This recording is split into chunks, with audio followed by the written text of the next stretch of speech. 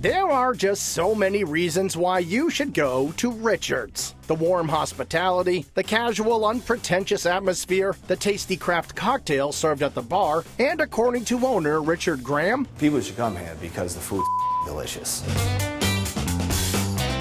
Nestled in Inman Square, Cambridge, Richard's is the brainchild of owners Richard and Sarah Graham, who wanted to create a space that featured all of the things they love. We really designed this place to be like inviting people into our home. So the artwork, some of it is from local artists, a lot of it is our own artwork. We play a lot of classic hip-hop, R&B. We make the food that we want to make. We make the food that we want to eat. All right, mushrooms, wedges. We want everyone to have that upscale meal, but be in a place where you can show up in your pajamas and not be judged for showing up in your pajamas. Richard's happens to be named after owner Richard Graham, his son Richard Graham, his dad Richard Graham, and even his grandfather Richard Graham, who is such a Cambridge legend, he has a square named after him that's just a block from the restaurant. It's really to pay homage to the people who helped raise me and bring me to be who I am today. When you're at Richard's, you can typically find Sarah whipping up creative cocktails, while Richard and his team execute a menu that works for any kind of eater. We try to make the menu so that there's something for everybody. We have some more adventurous food because we like to kind of branch out and eat things that we've never eaten before, and then we have food that is a little bit more approachable and simple.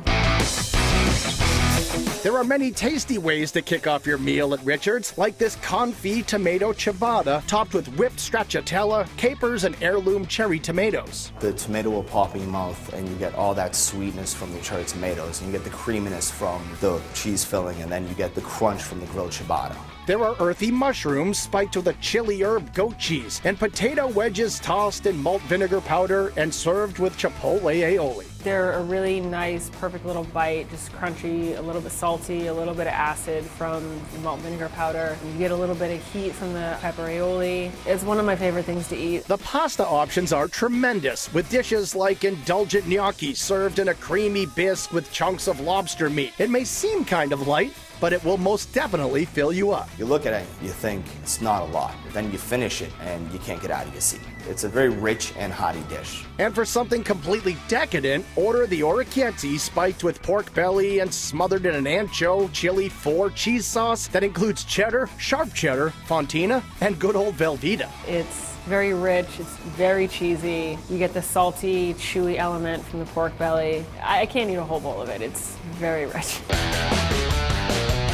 Entrees run the gamut, from juicy chicken served over a cauliflower puree alongside asparagus, to perfectly seared scallops presented over celery root puree with Iberico ham. It's sort of a fun take on surf and turf. The Iberico paleta combined with the scallops adds a really nice medley of game versus seafood. So you have this great little dance going on. So you're getting hit on all textures, you're getting hit on all flavors. It's just overall just a very playful, fun dish. There's aged duck with butternut squash and Brussels drizzled in maple syrup. The duck dish is spectacular. The skin is nice and crispy, and then it goes in the oven to finish cooking to mid-rare. There's a lot of sweetness from the maple, and then the Brussels give it kind of some earthiness and some crunch as well. And then the butternut puree is just really beautiful and creamy. I love that dish.